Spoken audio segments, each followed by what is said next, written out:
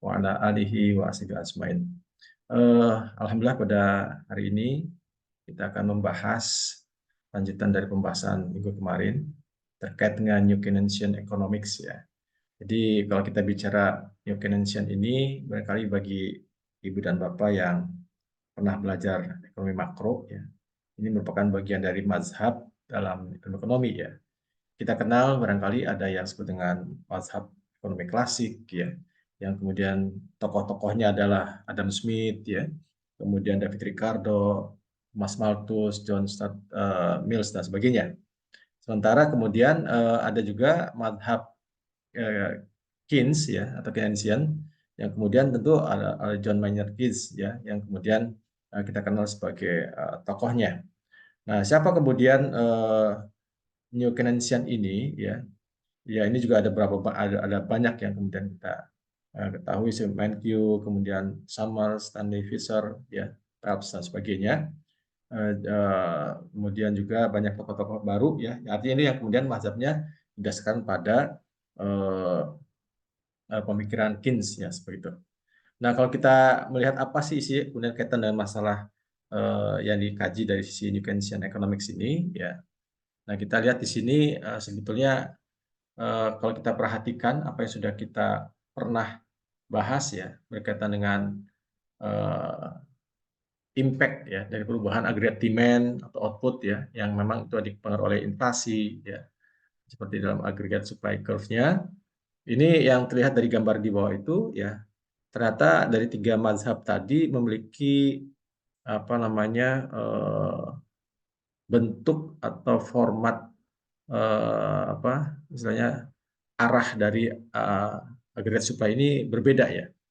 Bagaimana aggregate supply pada pemahaman klasik yang vertikal ya, kemudian Keynes sendiri itu horizontal ya.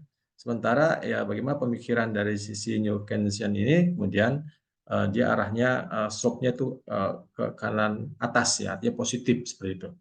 Ya sebetulnya ini akan dari sisi tentu pendekatan-pendekatan atau asumsi-asumsi yang kemudian digunakan.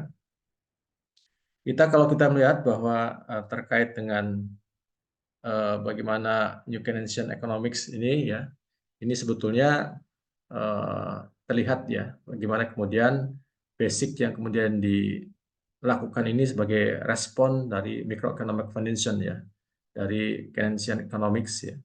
Ini tidak lepas ya kalau kita perhatikan sebentar ini New Classical Macroeconomics ya. Jadi memang ini kalau kita lihat dari mainstreamnya ini pemikiran New Keynesian ini ya tentu satu hal yang berbeda dengan teori klasik ya. Jadi teori klasik ya saya pikir juga satu hal yang bisa kita pahami ya. Karena awal dari kemunculan teori ini juga di awal sehingga asumsi-asumsi yang sering kita gunakan berkaitan dengan misalkan full employment ya.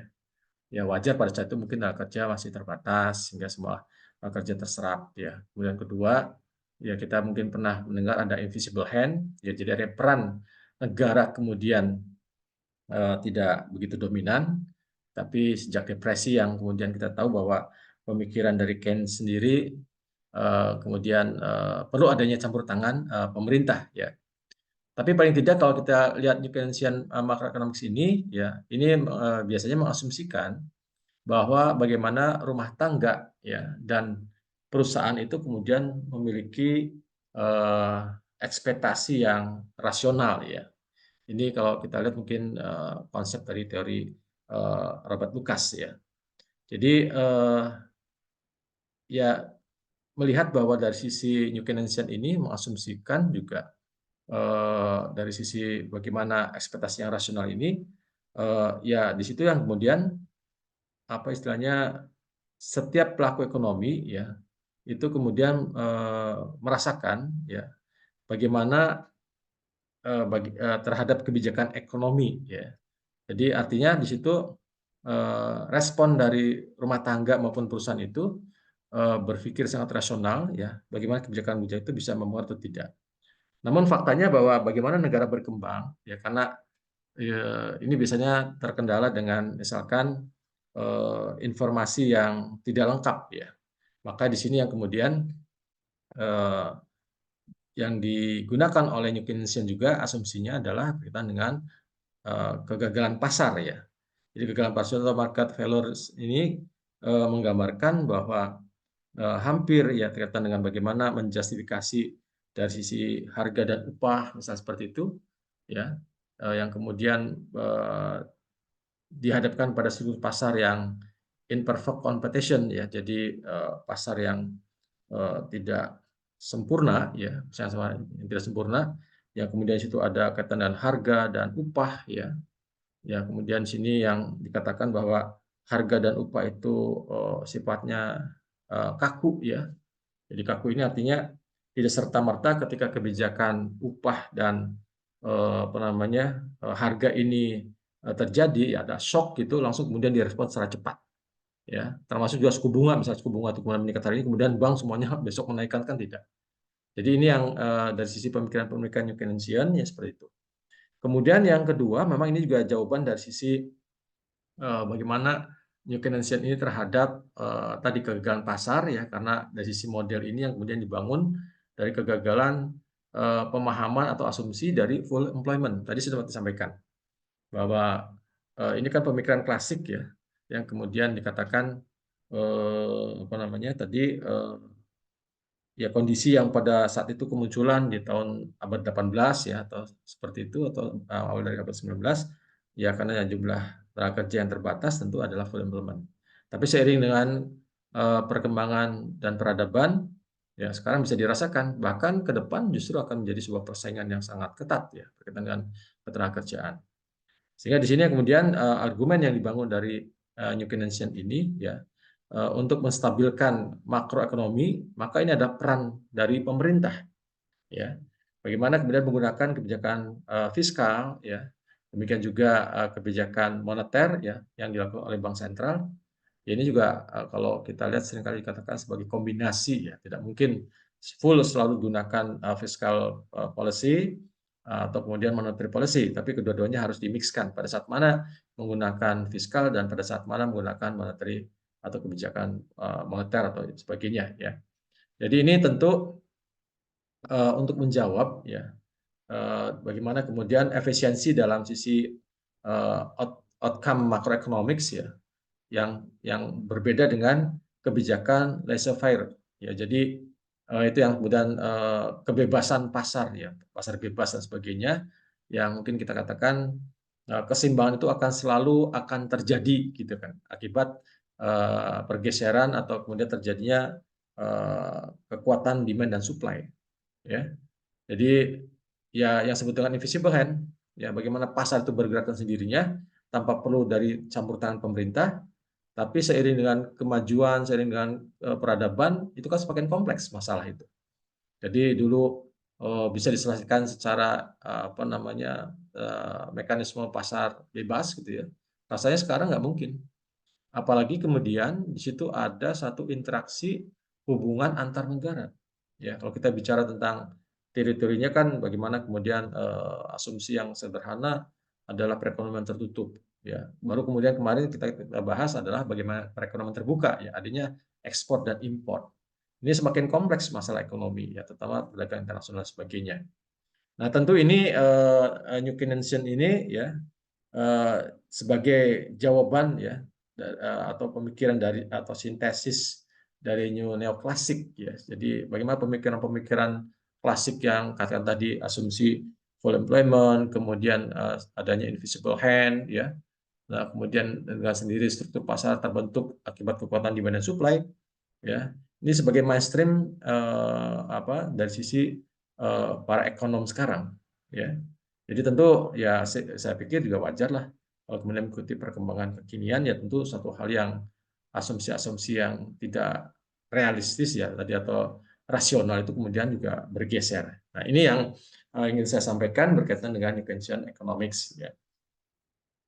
Nah, kemudian juga menyebutkan ya bagaimana kemudian dari sisi para ekonom New Keynesian ini percaya pada model market clearing ya, yang memang tidak dapat menjelaskan bagaimana fluktuasi dalam jangka pendek ya, karena upah atau harga ini dikatakan agak kaku ya. Kaku ini dalam arti apa yang dijelaskan oleh Fisher and Taylor itu, bahwa upah dan harga ini memang ditentukan oleh kontrak secara periodik. Ya, contoh ya misalkan bagaimana perubahan dari sisi upah pekerja ya. Ini kan tidak tiap hari kemudian kenaikan upah dan sebagainya atau bulanan, bahkan kalau kita lihat pada saat ini mungkin kebijakannya adalah tahunan ya. Dan itu sendiri kemudian tentu harus melalui mekanisme ya, ada hal yang mungkin dinilai dari sisi kinerja ya, labornya dan sebagainya ya, termasuk dalam sisi penentuan harga ya. Harga ini juga kan tidak serta-merta dalam sisi kenaikan kemudian direspon dengan kenaikan harga ya, ada shock misalnya kenaikan BBM dan sebagainya, itu ada penyesuaian dulu ya. Nah, implikasi dari apa namanya istilah yang kemudian dikatakan nominal disturbance ini sendiri ya, itu artinya bahwa harga tidak dengan segera menyesuaikan dari sisi market clearing, artinya sangat membutuhkan apa ya, biaya-biaya untuk penyesuaian yang sebagai menu cost. Jadi menu cost ini sebetulnya biaya yang dikeluarkan oleh perusahaan, katakan untuk updating, seperti mencetak menu baru, daftar baru, brosur, ya, keluar baru ketika harga itu berubah. Ya memang ada beberapa yang sudah dilakukan oleh beberapa perusahaan atau industri dan sebagainya ya. Tapi kan memang dengan teknologi sekarang dengan cepat ya, apalagi kalau misalnya kita bicara tentang apa namanya perubahan harga ini kan tidak harus menunggu brosur atau cetak brosur ya, itu mungkin juga masih ada sih ya. Kalau saya lihat di mall, di Lotte apa itu kan memang ada brosur-brosur yang tiap minggu barangkali harus berganti, atau di Alfa ya, itu beberapa harga tiap minggu itu berubah gitu ya, itu kan membutuhkan biaya. Tapi ada juga kalau secara digital sekarang itu kan dengan mudah ya, tinggal pakai apa, kalau kita sekarang belanja juga tidak pakai harus apa tertulis, tapi tinggal di klik klik klik gitu ya, seperti itu dengan cepat ya. Jadi dia sebenarnya tidak membutuhkan biaya yang besar atau kemudian apa waktu yang cukup lama ya. Ya, ini tergantung bagaimana perusahaan itu bisa istilahnya menyesuaikan ya. Nah, kemudian kita lihat juga di sini ya. Nah, kapan kemudian perusahaan dikatakan dapat melakukan perubahan harga ya. Jadi kalau kita perhatikan satu kurva yang pernah kita dapatkan makanya ini kan pendekatan New Keynesian itu dibangun dari basic mikro ya.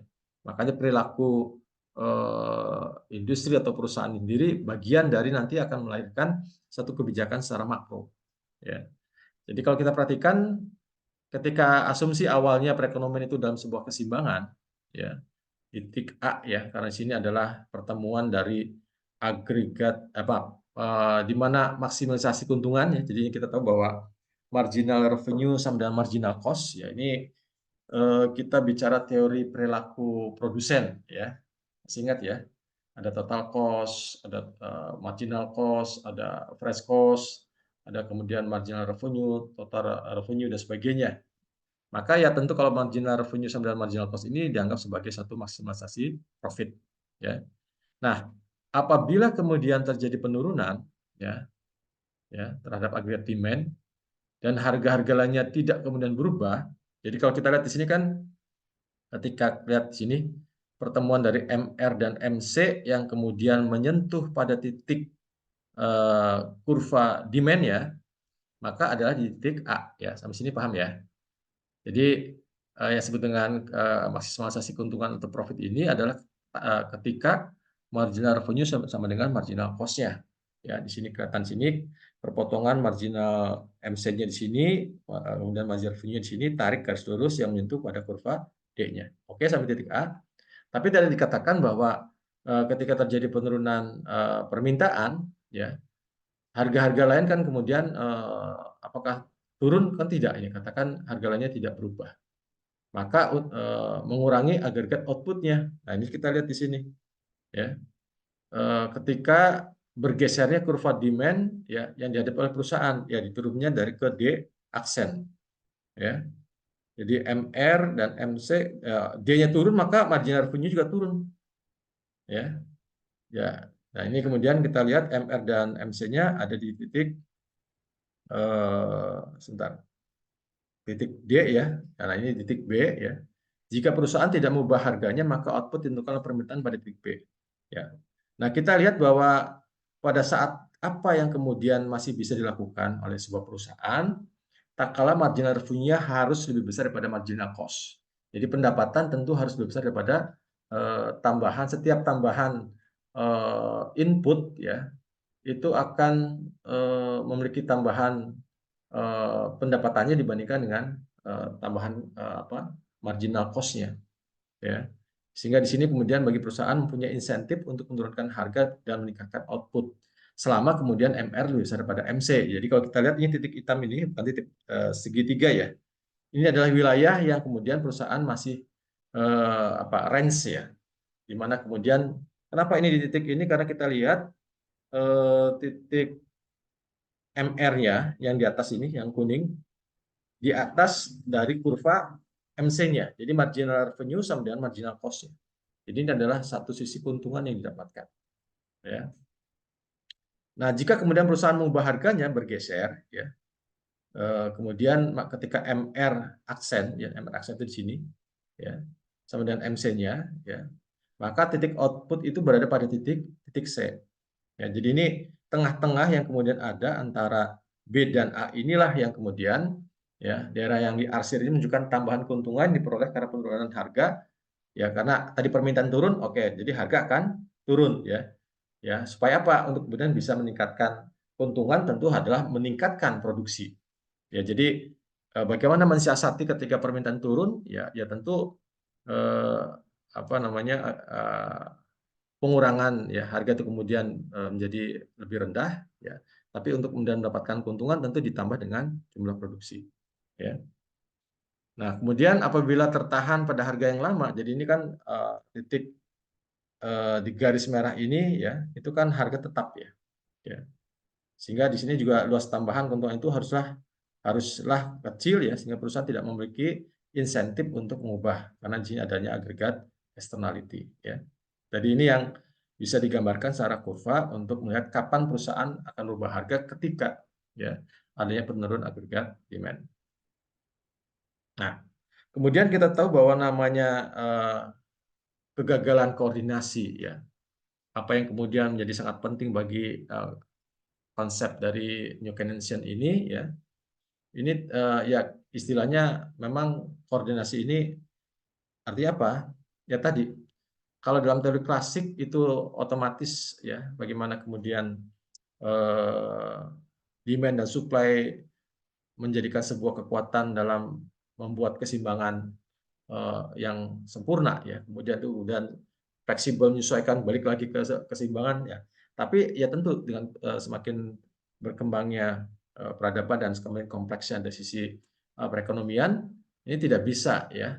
Makanya ini perlu adanya koordinasi. Maka ketika dalam kegagalan koordinasi ini ya kita bisa juga baca di teori pembangunan ya. Jadi tentu di teori pembangunan itu selalu menyebutkan apalagi sekarang dan istilah kolaborasi, koordinasi ya. Terus apa lagi? Ya penting juga masing-masing kerja ya atau dibutuhkannya kerjasama ya. Jadi ini yang menjadikan satu apa namanya konsep dari New Keynesian ini untuk menggambarkan bahwa terjadinya kegagalan itu karena adanya kegagalan dari sisi koordinasi. Ya, ya sebetulnya ini satu eh, ketika kondisi resesi ya, di mana perusahaan kemudian juga sudah mengurangi produksinya, tapi tentu bagaimana satu sisi penduduk juga masih ingin untuk kemudian bekerja, ya. Jadi kemudian penduduk juga masih mau untuk kemudian membeli produksi dari produk perusahaan tadi ya, jika kemudian perusahaan itu sendiri memberikan atau mereka bisa bekerja di perusahaan tersebut, ya. Jadi ini menggambarkan produksi yang kemudian dilakukan ya, ini adalah satu hal yang tadi invisible kegagalan dari si invisible hand ya, itu sebetulnya dibutuhkan untuk dilakukan koordinasi ya. Ya, jadi ini yang menggambarkan juga dari sisi paper Cooper dan John ya dari tahun 88 juga membicarakan tentang coordination failure, jadi kegagalan dari sebuah koordinasi ini yang menjadikan satu hal yang penting ya. Maka terjadinya multiple equilibria ini artinya di situ yang kemudian perlu adanya sebuah koordinasi antar agen-agen ya atau pihak-pihak yang kemudian untuk mengimprove ya dari apa yang kemudian dari sisi situasi yang ada ya, apalagi ya peristiwa kemarin misalkan contoh seperti COVID ini kan nggak mungkin bisa hanya pemerintah saja ya atau dinas kesehatan saja ya, ini nggak mungkin, semua elemen itu harus terlibat dan situlah kemudian pentingnya untuk adanya koordinasi ya. Nah itu yang kemudian juga kita bisa lihat ya dari sisi Diamond Coconuts model ini ya, bagaimana kemudian sebuah perusahaan juga akan melihat ya bagaimana perusahaan lain kemudian juga memproduksi kan ya. Jadi misalkan seseorang ingin investasi di satu tempat ya tentu dia istilahnya harus melihat juga ya istilahnya ada nggak aktivitas yang sama ya, jadi kan sama-sama berinvestasi ya, jadi sama-sama yang kemudian nggak sendiri dan sebagainya ya.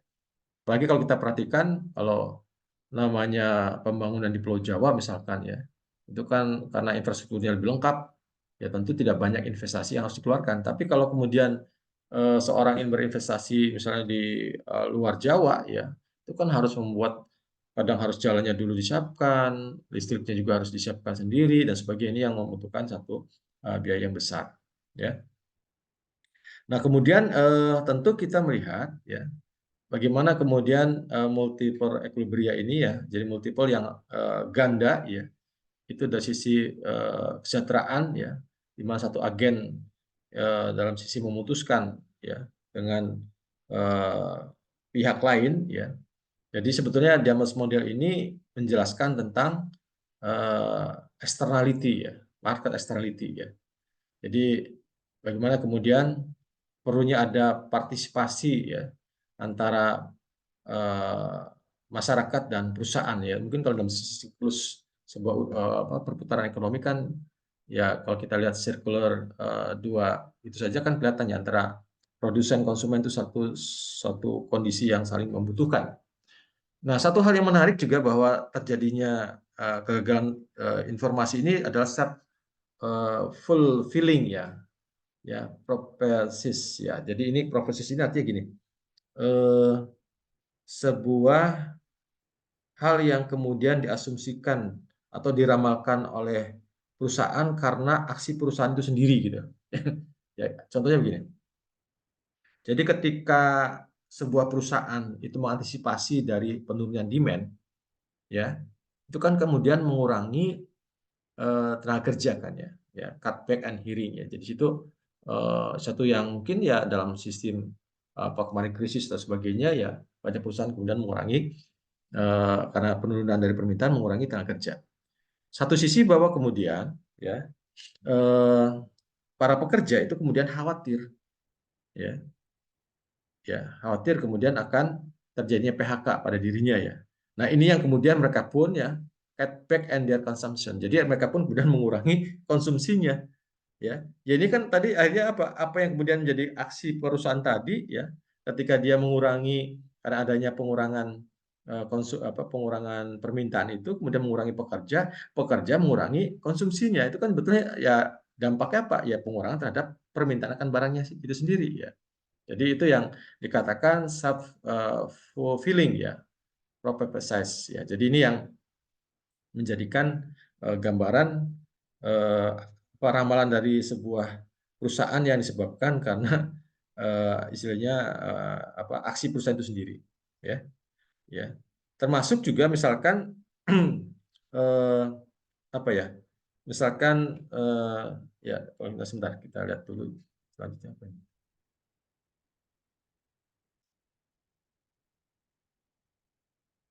Nah ya, jadi ini juga gambaran secara grafis ya bagaimana model koordinasi kegagalan koordinasi ya, representasi dari ekspektasi ya, ini ekspektasi ini kemudian dari ini adalah adalah average output-nya, maka kalau ini sama berarti kan kita tarik garis lurus ya. Nah, ini yang kemudian menggambarkan ya representatif by, maksudnya degree line ini artinya garis 45 derajat ini ya, satu hal yang kemudian akan sama antara ekspektasi perusahaan dengan rata-rata output yang kemudian dilakukan ya. Jadi ini sebenarnya secara ilustrasi kondisi, kalau kita lihat di sini contoh lainnya ya, keputusan pribadi yang rasional ya atau optimal misalkan pada tingkat investasi individu.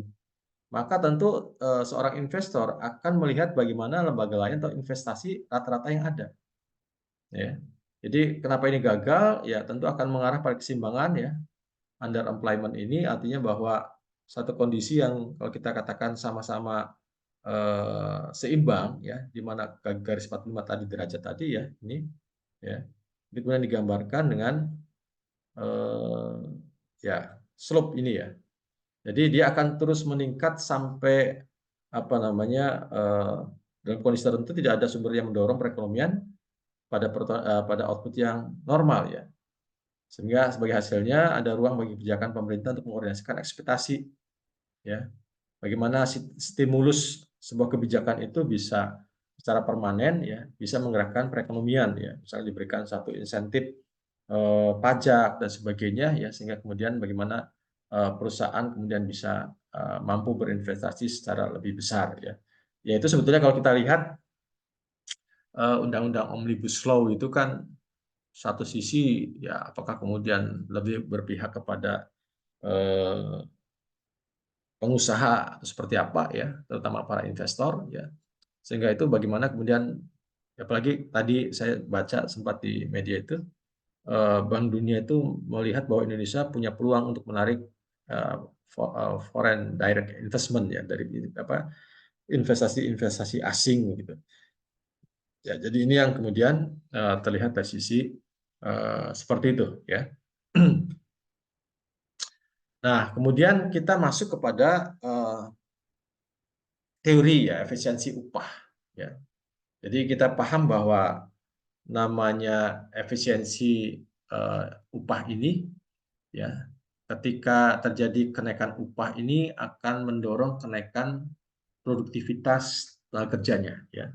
Jadi ya tentu kita juga ya harusnya kan begitu ya, secara teorinya kan begitu ya. Ditambah stimulus atau ditambah upah itu akan menjadikan kita lebih produktif ya.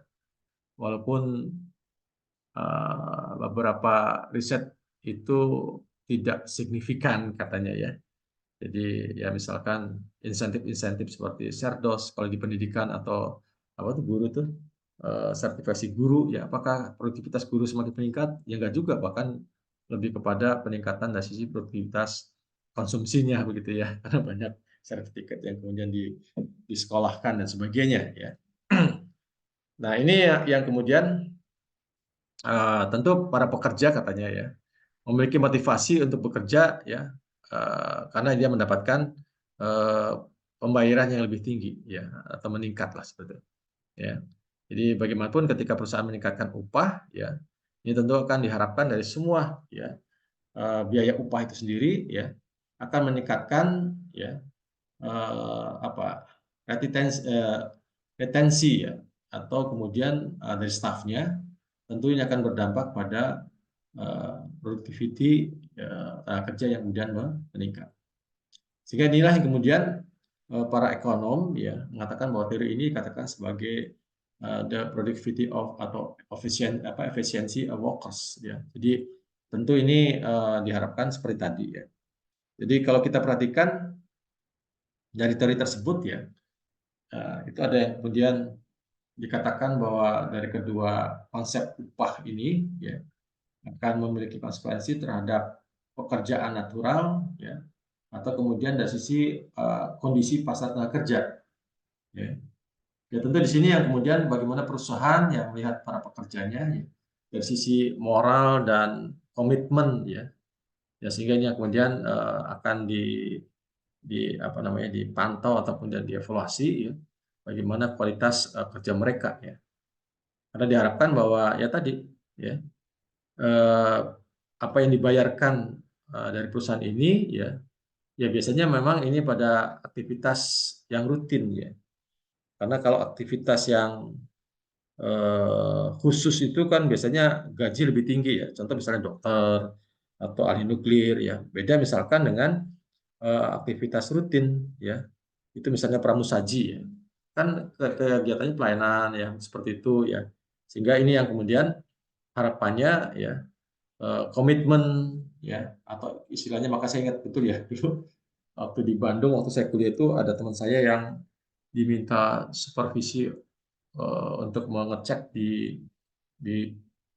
PHD ya, pijahat apa PHD itu, apa sih penjadiannya itu, delivery atau apa ya, intinya gini, SOP-nya kan ketika kita sebagai konsumen ya, ketika data itu kemudian diterima dengan senyuman ya, SOP-nya kan betul dengan ya ucapan selamat datang, kemudian di apa namanya diantar sampai ke tempat, kemudian disampaikan mau pesan apa, sampai kemudian dihitung ya, dihitung berapa menit pesanan itu nyampe, terutama untuk minuman ya harus kurang dari 1 menit. Kemudian yang kedua makanan berapa menit ya. Nah pernah saya kemudian ya saya ya karena kalau dia yang ditugaskan kan tahu ya, maka saya sekali mahasiswa itu kemudian apa teman-teman itu di gantian begitu. Nah saya juga gantian. Saya datang dicuekin gitu ya. Saya datang gitu baru orang lain kemudian datang ya nanyakan gimana. Terus lama gitu sebagainya. Nah kemudian baru masuk tuh teman saya ya. Pada kaget kan, wah ini ternyata sengaja nih kayak jebakan Batman ya. Di akhirnya mereka minta maaf dan dilaporkan ya seperti apa. Nah ini kan nggak bisa ya. Jadi ya satu hal yang katakan activity rutin ya, aktivitas yang rutin ini ada SOP-nya ya. Jadi itu yang kenapa kalau di bank itu selalu ada kata atau di Alfamart ya, selamat pagi, selamat datang di Indomaret gitu ya. Jadi SOP kalau nggak gitu bisa jadi teguran itu ya. Bisa dikurangi kemudian dari sisi upah dan sebagainya ya, sehingga tentu bagi komitmen atau moral itu jadi sebuah atau SOP itu menjadi suatu hal yang harus melekat ya. Ya dulu kan satpam ya raja sangar ya, sekarang nggak bisa ya. Atau lagi yang ada yang bisa bantu dan sebagainya. Jadi itulah ya hal yang sisi positif ya kalau saya perhatikan dari apa yang kemudian dari sisi upah yang kemudian diberikan. Baik, kemudian nah ini juga ya ada sedikit ini lagi ya. Jadi ya tentu kita masih ingat materi-materi sebelumnya ya. Bagaimana perkembangan output akibat peningkatan agregat demand atau agregat supply dilihat dari sisi penggunaan capital dan labor dan teknologi. Ini kan sudah masuk ya faktor teknologi itu sendiri. Jadi misalkan di mana output itu merupakan fungsi dari A ya, autonomous apa itu fungsi ya. Jadi kalau misalnya A ini 1 berarti setiap eh, satu tenaga kerja ya itu kemudian menghasilkan satu barang misalnya ya. Nah sebenarnya kan kita labor adalah merupakan dari sisi tenaga kerja ditambah dengan unemployment-nya ya. Jadi sebetulnya unemployment atau pengangguran adalah tenaga kerja dikurangi dengan yang bekerjanya labor labor apa tuh ya power apa sebetulnya itu kalau kemarin itu kita belajar tenaga kerja ya. Nah kemudian kita lihat dari sisi apa yang juga sudah pernah kita bahas ya tentang fungsi upah itu merupakan ekspektasi dari harga dan merupakan fungsi ya. Kita masih ingat itu kalau nggak salah new itu adalah unemployment pengangguran ya. Z itu kita tahu adalah apa tuh namanya unemployment benefit ya. Jadi kalau di barat itu apa tuh namanya? Asuransi tunjangan pengangguran ya. Kalau di kita mungkin apa tuh? Kartu prakerja ketika nganggur dapat ya. Kayak teman saya itu kemarin keluar dari perusahaan karena dia belum dapat pekerjaan tetap, dapat tuh santunan itu. Ya, jadi makanya kaitan dengan upah itu positif. Kaitan dengan pengangguran, ya pengangguran makin tinggi, upah makin turun, makin rendah kan gitu. Nah, kemudian satu sisi bahwa P atau price ini sangat tergantung pada new ya. New itu kalau nggak salah yang disebut markup ya. Jadi misalkan markup dari upah yang dibayarkan ya. Jadi mau ya misalkan harga eh, itu hanya dengan harga upahnya kan nggak mungkin ya. Jadi maka ditentukan dengan markup. Nah, kalau kemudian kita gabungkan dari dua persamaan ini, ya maka yang kemudian diganti eh, Y-nya ya dengan L, maka ya ini kemudian kita dapatkan persamaan seperti ini. Ya. Nah ini kalau kita lihat dari sisi pendekatan apa grade supply-nya.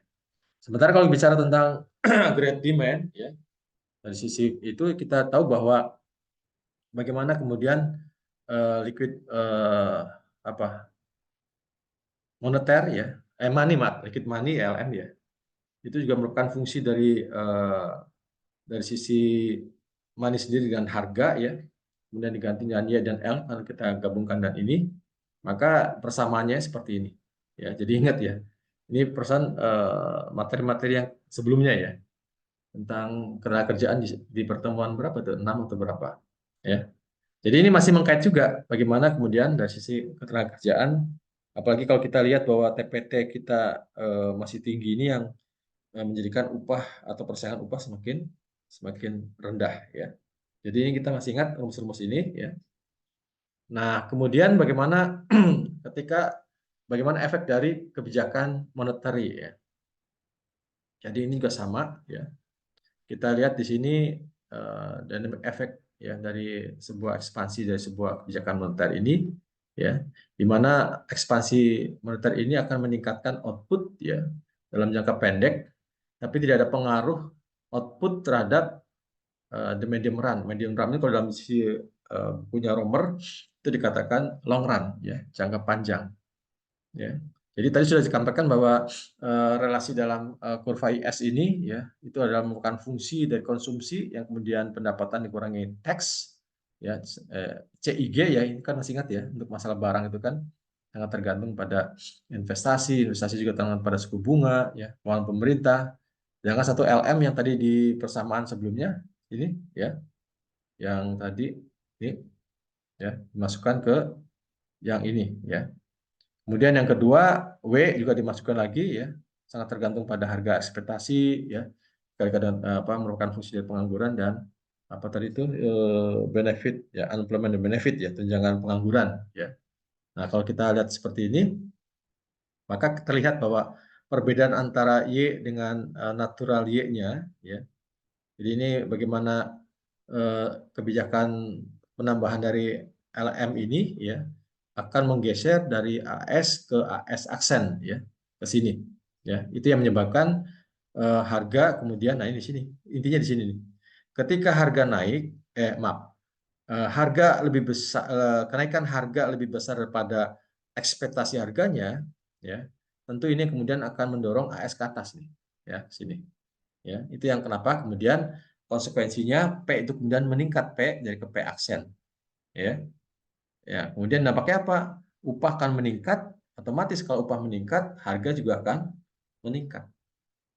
Jadi dari sisi keseimbangan pasar uang dan barang ini, ya, ketika terjadi money supply yang meningkat, ya, dan peningkatan dari sisi harga yang juga meningkat secara proporsional, sementara tadi, ya, Y-nya tetap di sini, YN-nya, ya, sehingga yang kemudian terbaru adalah berkaitan masalah bagaimana dengan suku bunganya, ya.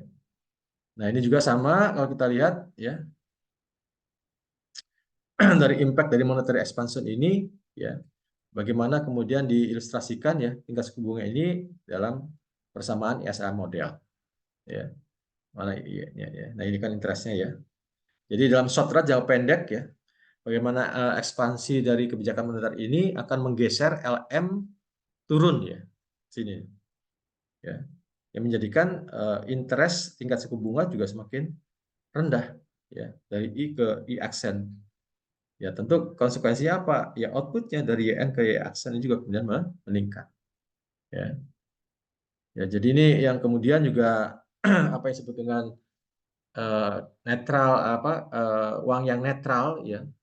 Ini menggambarkan bagaimana dalam jangka pendek ya kebijakan ekspansi moneter ini ya akan meningkatkan output ya. Tapi konsekuensinya ya akan menurunkan suku bunga. Ya, kalau suku bunga turun kan tentu harapan bisa meningkatkan harga ya seperti itu. ya. Atau dalam sisi roamer yang kemudian medium RAM ini sebagai short run-nya, justru sebaliknya. Bagaimana peningkatan dari sisi nominal money ini merefleksikan ya secara proporsional peningkatan dari harga, ya tingkat harga, dan satu sisi bahwa peningkatan nominal uang ya itu tidak berdampak pada output ya, demikian juga terhadap suku bunga ya. Jadi ini memang akan beda dari jangka pendek dan jangka panjang. Ya, baik, barangkali itu kalau ini ya mungkin kita lihat dari sisi defisit ya. Bagaimana efek dari penurunan ya terhadap defisit anggaran ya. Ini pun kalau kita melihat katakan ya bagaimana penurunan dari defisit anggaran ini ya, di mana kemudian akan menurunkan dari sisi output ya. Ya. Ini yang ketekan dari YN kan ke sini ya. Output yang ada kemudian pada aksen ya. Jadi makin yang menggeser pada di sisi agregat demand-nya ya. Jadi bagaimanapun ya secara waktu ya output return ini akan kembali kepada natural levelnya ya, seperti ini ya. Nah, kalau kemudian kita juga ya di mana kemudian dari sisi kurva IS dan LM ya. Di sini kan ya. Jadi remaining stock ini juga kemudian akan meningkat ya akibat dari sisi dampak defisit ya. Ya. Jadi defisit reduction, kemudian output dan kemudian interest rate ya. Ini semuanya ini bagaimana keduanya baik output maupun interest rate ya. Ini akan turun ya. Ya. Ini yang disebut dengan fiscal contraction. Jadi memang tadi di awal sudah dijelaskan ya dalam kebijakan dalam New Keynesian itu ya bagaimana peran pemerintah ya harus menggunakan instrumen moneter fiskal atau kemudian moneter ya. Kalau fiskal tadi kan adanya tax ya, kemudian juga satu sisi monetary yang kemudian kita gunakan instrumen adalah suku bunga dan sebagainya. Ini akan kemudian mempengaruhi dari sisi keseimbangan outputnya baik dari sisi pendekatan barang ya IS maupun LM ya sisi pendekatan moneter. Itu barangkali sementara untuk pembahasan hari ini ya. Jadi ya sedikit banyaknya mudah-mudahan memberikan satu informasi ya bahwa Keynesian ini memang seiring dengan perkembangan perekonomian ya. Jadi teori-teori lama yang kemudian yang dulu kita katakan sebagai asumsi-asumsi klasik ya, tentu satu hal yang kemudian dibantah, satu hal yang kemudian ya sesuai dengan realitas saat ini. Jadi ini yang nanti tentu akan semakin tadi tentang teori upah ya, efisiensi ya, yang larinya kepada produktivitas, yaitu satu hal yang secara manusiawi ya. Bagaimana kemudian upah ini menjadikan satu pendorong bagi seseorang untuk kemudian melakukan produktivitas yang semakin meningkat ya. Jadi semakin kita diberikan insentif ya ataupun kenaikan upah dan sebagainya harusnya gitu kan ya untuk kemudian produktivitas kita semakin meningkat. Itu barangkali yang bisa saya sampaikan ya, mohon maaf